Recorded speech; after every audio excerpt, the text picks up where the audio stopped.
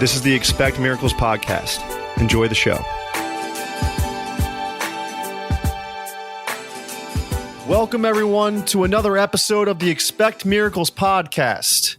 If you are enjoying the show, please subscribe for weekly episodes. Today, we have truly an amazing person, an amazing story, and one of the reasons why I created this podcast. Today, we have Max Gomez. Max has just an incredible story. He's a very strong person and human being. He's very grateful for every day of his life. It was such an honor to sit down and just hear his story, hear what he's been through, and all the great stuff he's doing now and what he's doing with his life after a leg amputation. He's going to get into his story a little bit, but Max was a dirt bike rider, a dirt bike racer. He got into an accident, and at the time, he wasn't even sure if they were going to amputate it. But as the day progressed, it got more serious. And before you know it, he was sitting in the hospital bed, and the doctors came in and they said they're going to have to amputate his leg. And I'm going to leave it at that and let Max tell the story. But as I said before, it was truly an honor to sit down with this young man. He's so inspiring. He's doing great things. And just very grateful to have him on the podcast and for him to share his story. I think you're really going to enjoy it. And yeah, we'll leave it at that. Without further ado, please welcome Max Gomez. Today on the Expect Miracles podcast, we have a very special guest, Max Gomez. Really excited to have him on the show here because he has been through a hell of a lot. And you're about to find out why. And he's really making the most of everything. And his story is so inspiring. And it's just getting started. I'm very excited to have him on the show. Max, how are you today? I'm doing well, Kevin. I appreciate it. Thank you for the opportunity. Absolutely. So, Max, before we get started here, I like to just ask people, where are you from originally? And what were you into growing up as a kid? Sure. So I'm originally actually from New York. My parents still have a house there, and I don't spend too much time up there anymore. My parents met in Belmar, New Jersey. So perfect. My mom's got a lot of emotional connections down here. So 5 years ago, she rented an apartment down here. And at the same time, I kind of found myself going, venturing out of New York. I went to Brookdale Community College. Nice. So it kind of worked well for me to just move in here and start to, separate myself from New York a little bit. And then I went to Kane, and then, I started working down here, and now I'm down here full time. But yeah, I enjoy it, as much as New York is great, but it's kind of nice to get away a little bit. What part of New York are you from? Westchester, New Rochelle specifically. So beautiful. So Max, what were you into growing up as a kid? And I think this is a kind of a good segue to lead into everything that happened. Yeah. So, when I was real young, my parents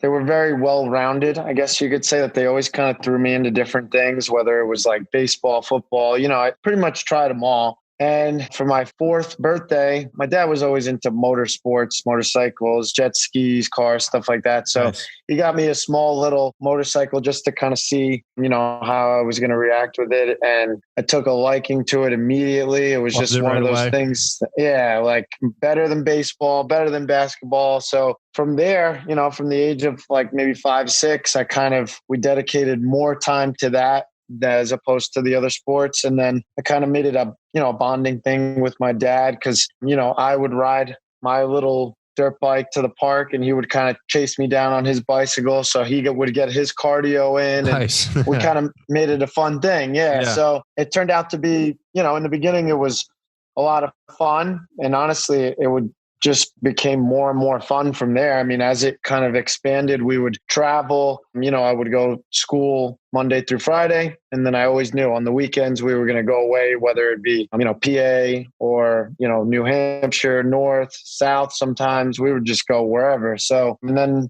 I would race, I would do these fairly big races, but they were never anything too crazy. And then when I turned 18, I decided to try to qualify for this big pro national, and that was out in PA. It was the second round. So if I would have ended up completing the race, I would have went on to the main national in Tennessee. But this one, at this particular race, it was like the second or third race of the day because I would do a couple different classes. I ended up, I didn't get as good of a start, and I knew I need to make a lot of passes.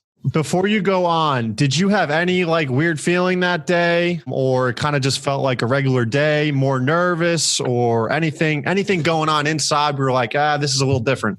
No, actually, to be honest with you, it's weird how these things happen now in retrospect. And I kind of think back on it. I'm like, I felt suspiciously really good that day. Like, wow. It was almost like I wasn't nervous. Like I felt good. I felt confident.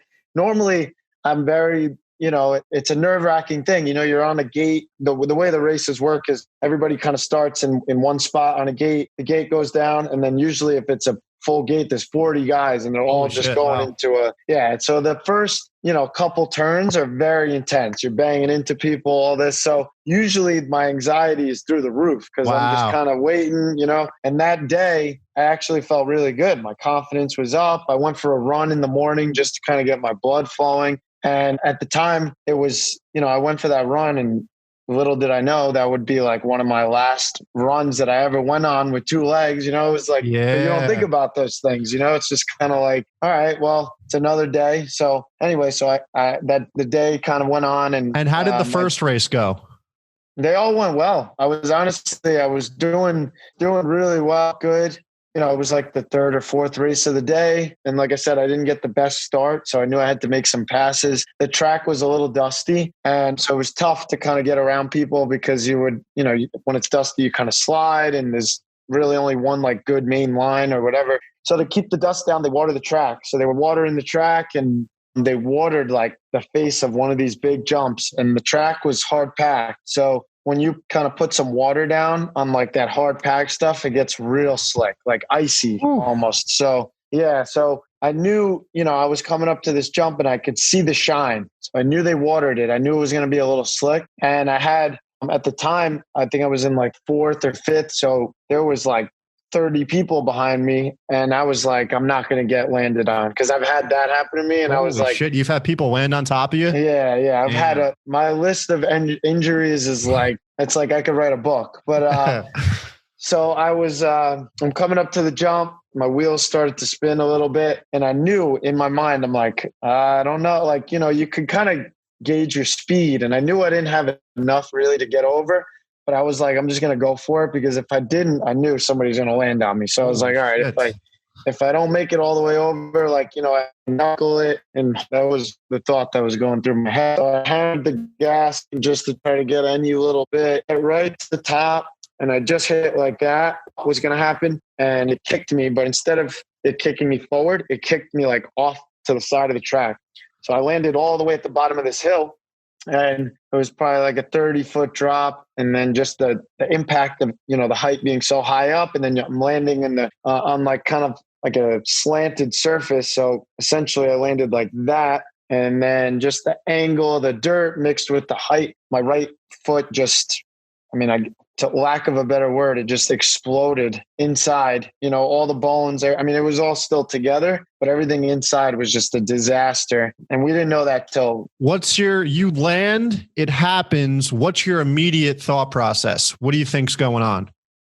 So me being a dumb 18-year-old kid, I'm just mad at myself that I threw away the race. That was the only thing that went through my head. I didn't care about the pain. it hurt, definitely hurt bad, but I was just like, I couldn't believe it. Like I was doing so well. And, just all I had to do was not, I was in a position that I could have just stayed in the spot I was. I didn't have to pass the guy in front of me. I could have just rode conservative, but me being a dumb kid, like I threw it away, and that was all I thought about. Meanwhile, little did I know the problems that were going to ensue. So I take my helmet off. I'm sitting there on the side, and I'm just like bummed out. But, I was in excruciating pain, but the anger inside of me took over essentially. And so I'm just there. I'm waiting for the medic.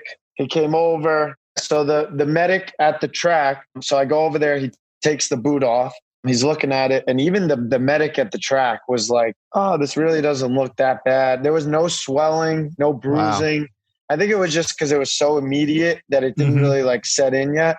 So it didn't, just from the looks, it didn't look bad at all. The paramedic was even like, he's like, I think you might be able to ride tomorrow if you just, ice this thing up. Wow. So I was like, all right, well, he's saying it looks good, so I'll take his word for it. So I go back to my car and I was like, I don't want to be one to like exaggerate.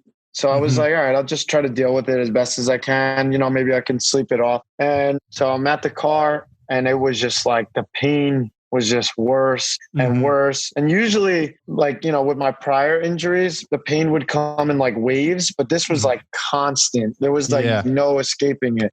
So I told my dad, I was like, nah, this is like something is wrong. It's not just a sprained ankle. Like there's no way. So they put me in the ambulance. They hooked me up with all these IVs. They brought me to the hospital.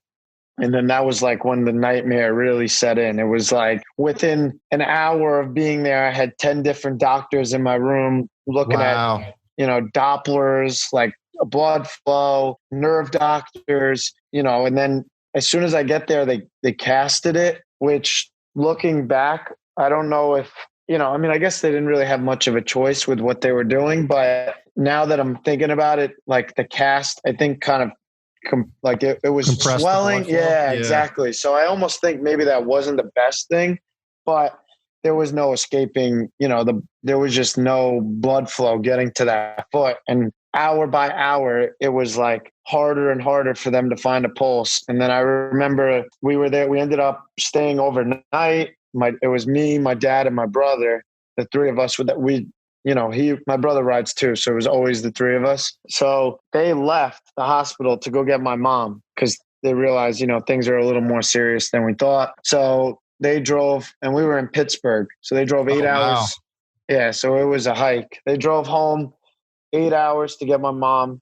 And then they come back. But while they're on the way back, it was like the next day, the next morning, the doctor, he came in and he had his little Doppler and he was trying to find a pulse. And I remember like normally it would take them like maybe a couple minutes to find it. And he was just could not find anything. So he leaves the room and I was getting a little nervous because I knew like, this is, and you're by yourself at this point too. It was literally just me. So he comes back in the room and he's like, hey, I can't find a pulse. So we're going to have to give you an emergency surgery like right now. So I was lucky in the sense that I was 18, so I could sign off on myself to say, okay. Because if I was, 17 or whatever, I don't know, the situation might have been different, but I was like, whatever we got to do. So I went in and the first surgery that I had was 20 hours. So I was so at that time, my parents came back and I didn't know this till after, but they spoke to the doctor and they were like, yeah, we opened him up and there's a lot of issues going on in there. Things don't really look good. And at the time they just said there's a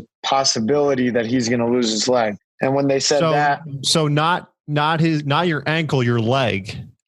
Yeah, that's what they said. Cause they weren't sure. They weren't sure, how at the time, my whole leg, like from just below the knee down, that's where they opened up. Yeah, they opened up there and it was just like everything in there was a mess. So while I was in the surgery, they told my parents that my parents were flipping out. My dad fainted in the waiting room and it was like one thing, it was just getting worse by the hour. So finally I get out, I felt good. And then first surgery. First one done, 20 hours. I'm back, I'm back like awake or whatever. And the first surgery, they never closed me back up. So they had like an external fixator, which is like this cage around my leg. And it was just open, which I had never seen anything like that before. But were you able to see inside? Yeah. Like I could see the muscle and the blood. Like it was like the strangest thing. I didn't know that they could do things like that. Yeah. So it was open and they were like, it was almost as if like they put it on pause. Like it was like, all right, we're going to resume this in a couple of days. So they left it open. They figured out, I guess, like a game plan. They took an artery. So the second surgery, they took an artery from my left leg and they did like a bypass to try to see if that would help. They closed me up. Then they waited again, another like day or two just to see if that would work. That ended up failing. So they're like, okay, well, we're going to try one more thing. So they opened it back up. They put a balloon inside the artery to try to like blow it up to try to, because it was like crushed essentially. So they opened it up just to see if some blood will flow through then. They wait another 2-3 days, whatever it is.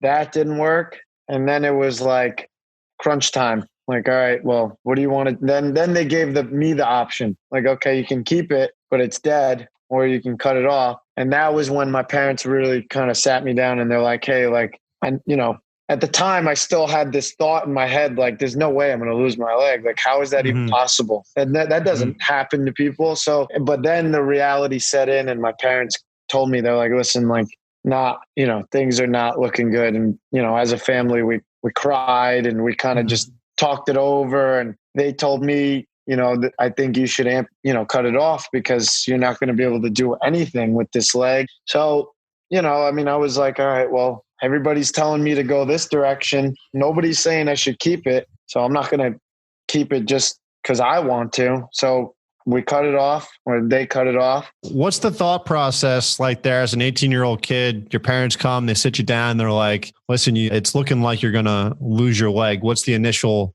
reaction there? So it was, like I said, I've had plenty of injuries in the past, and thankfully I've recovered fully from all of them. And all of those were temporary. I might have been off the bike and on crutches for maybe 6 months, whatever it is, but I knew this situation was going to be totally different because this is like a permanent injury. This is not just like you break your leg, all right, it heals, and then you walk again in 6 months. This was like, all right, I got to learn how to walk again. How am I going to drive a car? Am I ever going to be able to run? Riding a dirt bike didn't even cross my mind at that point, and I just thought, like, I told my dad, I'm like, am I going to be like a freak now? Like, I have one leg. Like, how are people going to look at me? Like, how? So yeah, as a young kid, these are all thoughts going through my head. And, I'm blessed to be able to have a good family. They supported me through the whole thing, and they kind of kept my mind from going to those dark places. But I kind of just spun it in a way in my mind, like even beforehand, even before I got a leg, before they did anything, I kind of already was mentally trying to prepare myself for, all right, this is not the end of your life. This is just a new challenge. And it was like, out of anybody in my family that this could happen to, I'm glad that it happened to me because I felt like I could handle it. Like I knew, like, I got to just spin it the right way. Like it's one of those things that it can eat you up if you let it. But if you mentally just kind of look at things in the right way, that was kind of how I tackled it in the beginning. And then I went into that final surgery. That was the quickest. That ended up being the quickest surgery because I just went in. They knew what they were going to do. They cut it off. I came out. And it was like the strangest thing, to like look down and see, because when you come out of surgery, you got blankets on and everything. And you're kind of groggy. And then I came back to my senses, and it's almost like I forgot what was going on. And then I realized, like, wow, wait a minute, they just cut my foot off. Like, so I pull the sheets off and you look at it, and it's like, it took me like like a couple hours before I really like mentally processed what I was looking at. And so it's all these little things, you start to think of like, like, wow, like, and then you question, what am I going to be able to, what can I do? What can I do? But, I had my parents there the whole time. So they kind of just kept me like occupied, my mind kind of mentally occupied. So that was great. And then what's the pain level at this point after the surgery, after the anesthesia wears off?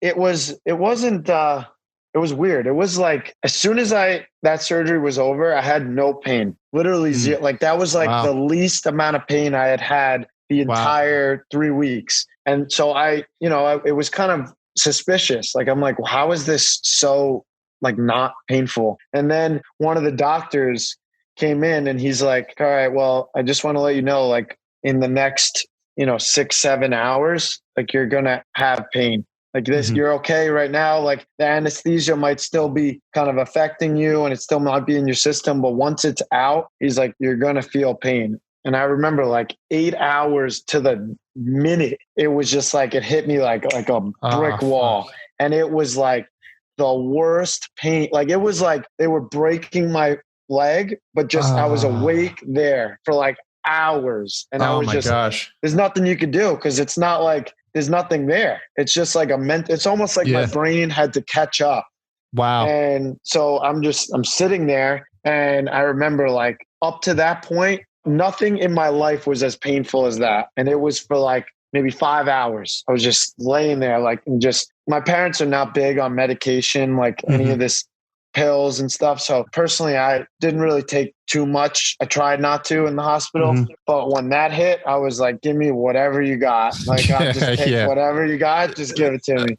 So once that set in, it made it a little bit easier. And then little by little, it kind of went away. I ended up being in the they did one more surgery, just to, like, a skin graft, just to kind of clean things up a little bit. And then by that point, I was in there about a month, and I hadn't gotten up out of my bed that whole time. Like, I never sat up. I never really did much. Like, I was just kind of laying back the whole time.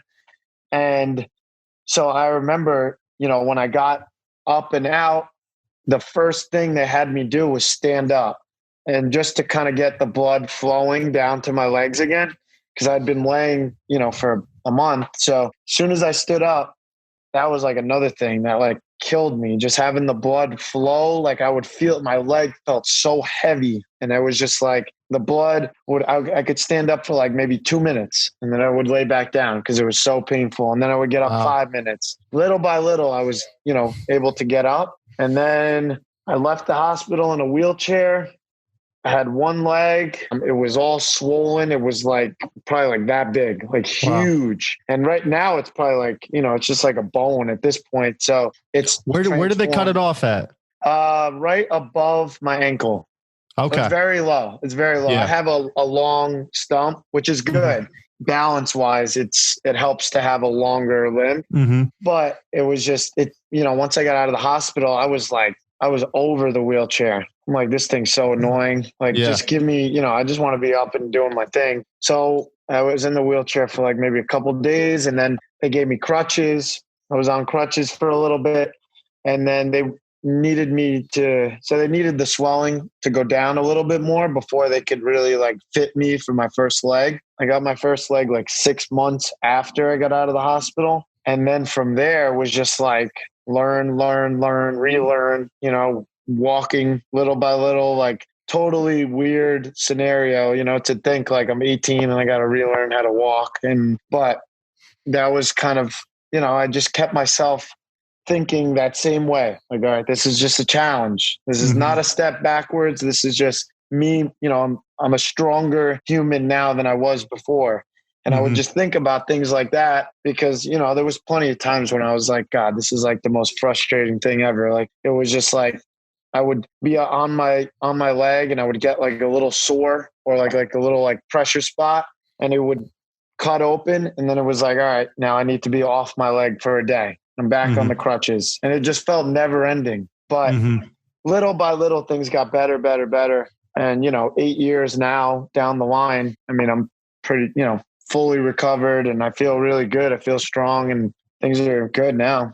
What's walking like? Are you able to run? You're in the gym training people now. What's everyday life like for you now? Are you able to walk, run, and do all that stuff? Yeah. So walking was the first step. Once I was able to get comfortable with that, I had to really strengthen my hips, because now it's not so much, when you like a normal person with 2 legs, you don't realize the weight of your leg, but when you have an artificial leg, it's almost like that, thing's a little heavy. So I had to kind of build strength in my hips. I would get really like fatigued, even just walking like a little bit. So I was like, all right, let me start working out my hips. Let me try to get a little stronger to make this process a little smoother. And then little by little, walking became easier. And then I would run. Running was a little tougher. That's probably my biggest challenge is running. I can run, but I'm not a huge fan of running myself. Like, I'm just not like a big cardio guy, but that was one of the things that I was like, all right, I want to just be able to say that I can run. So I trained myself to be able to do that. I don't run so much anymore, but like if I had to, I could. And then I was just very skinny when I was in the hospital. I left the hospital at like $120. So I was real little, and I was just like, I want to put on some size. So I went to the gym, and then that was where that love for the gym kind of developed, because I was like, let me build myself, let me try to build myself up to be what I can. And, to this day, I go to the gym 5-6 days a week. And then now that I'm working there, it's like I'm in the gym all day, whether I'm training myself or training somebody else. So it's like, but I love it. I wouldn't have it any other way. Now, Max, after being through what you went through, what is it that, I mean, you're still so young and you got so much time to think about it, but what is it that you want to do now, accomplish, be? Like, what are you thinking now? So originally, this happened when I was 18. And at the time I wanted to go away to school for nursing. I was always intrigued by the medical field and just, the evolution of how people take care of the body. And I always found that stuff fascinating. So for me, I knew I wanted to do something. So I was pretty set on nursing. And then once this injury happened to me, I was spent, months in rehab, and it was kind of interesting. I found it interesting to see, to watch my body progress and get better and be able to walk more comfortably and stuff like that. So that piqued my interest. And then, so I decided, you know what, I want to do PT. And since then, that's kind of been my path. I mean, I was a psych majored in psych at Kane. I just recently graduated in May.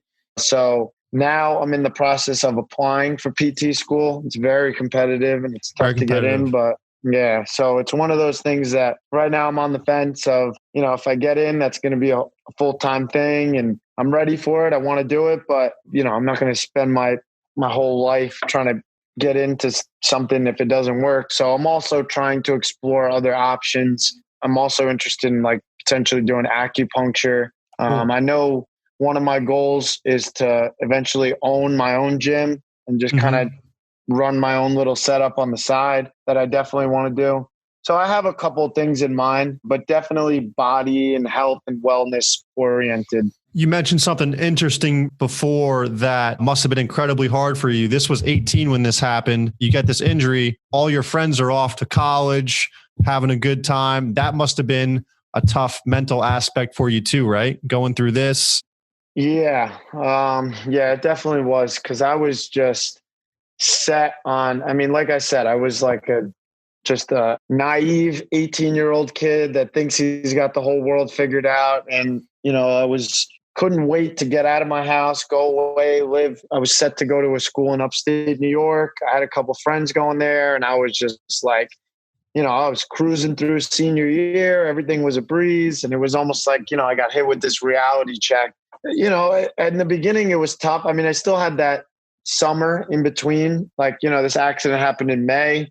I got out of the hospital in June. And then I kind of had June to August that I could kind of spend time with my friends. A few of them went away. And then I would just kind of visit them. Like, any week, if I had a weekend, I would drive an hour, just go see them, just to kind of keep myself, there in my mind and not get, lost in a hole. So, and then I knew like I was still in school, like I was in school too, but I was just going close to home. And then I knew like, I was like, all right, like once I get my leg and I'm kind of back on my feet, I knew I was eventually going to go away too. It was just a matter of time. And then I ended up actually going to school in Florida, which was, that was real nice down there. And then that was expensive. So I was kind of over the going away thing. I came back home.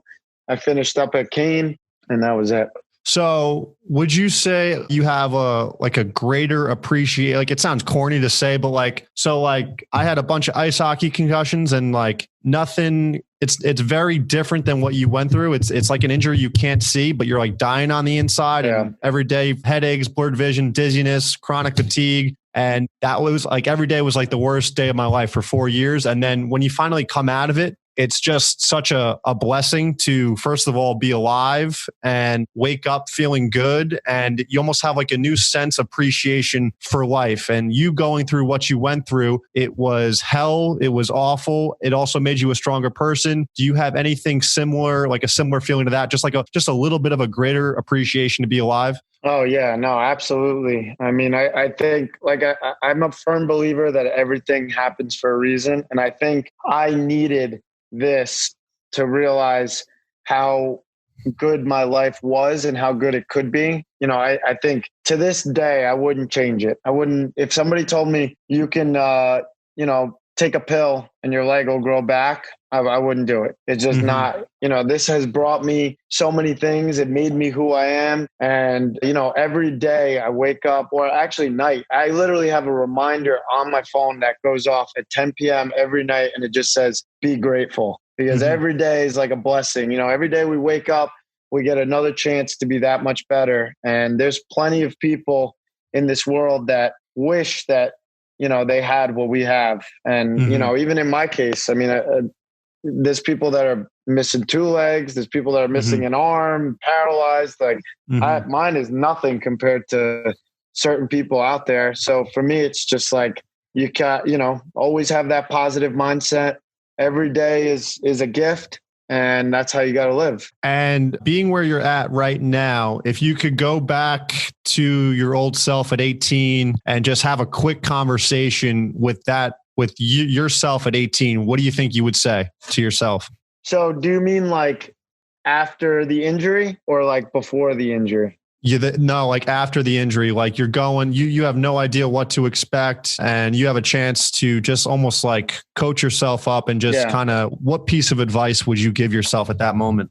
So if I could give myself any piece of advice, and I actually so the amputee community is very small, and there's, I get people all the time, like reaching out to me for questions or whatever, Facebook or Instagram, they'll message me. And I used to even go around. I worked in a hospital that had a lot of amputees in there, and I would go around and just kind of talk to them. And the biggest advice I would give to everybody, and I would give it to myself at 18, is just be patient. Like you just got to let it take its course. Things don't happen overnight. I mean, if I was to look back at my whole recovery process, if somebody else looked at it, they would say, okay, well, you were running a year after you got a leg. So essentially your recovery was over. But me looking back at it now, I wasn't fully recovered until like 3 years ago. So it was like a 5-year process. It wasn't until, 3 years ago that I really felt comfortable in my leg to where I was like, all right, I could do anything. And even when I was running or this and that, like there would still be little, I would get fatigue and just weird little things would happen. So it takes time, it's like anything. Absolutely. But this is, I try to portray that to people, that everybody wants the quick fix, but anything worth having takes time. Absolutely. Max, where can people find you on Instagram, online, if they do want to reach out and just want some advice? Sure. So I'm primarily on Instagram. I don't really use too many other platforms. I am on Facebook. So if you look up Max Gomez on Facebook, you will probably see, I think I'm not sure if, I guess the area, it depends on but anyway, and Instagram, my Instagram handle is AmpLife. So it's AMPLIFE 494. And that's pretty much it. That's the best way to reach out to me. Beautiful. Max, thank you so much for coming on. Your story it's so inspiring, and it was awesome to sit down and talk to you. You're an awesome dude, and I wish you nothing but the best of luck. And then maybe next year or so we'll get back on. We'll do it again. Definitely. Kevin, I really appreciate it, man. Take care of yourself. Thank you everyone for listening. If you enjoy the podcast, subscribe, give us 5 stars, and leave a review. It really helps boost the podcast and spread the good word. My chiropractic practice is located in West Orange, New Jersey at Montclair Upper Cervical Chiropractic. You can also find us on Facebook at Montclair Upper Cervical Chiropractic. All of my information is on my website at drkevinpecca.com, drkevinpecca.com. You can subscribe to my YouTube channel at Dr. Kevin Pecca for podcast episodes, patient testimonials, and educational videos. I have daily affirmations and inspirational quotes on Instagram at Easel Affirmations, EASEL Affirmations. And if you have any questions, feel free to email me at drkevinpecca@gmail.com, drkevinpecca@gmail.com. Thank you, everyone, and have a great day. Cheers.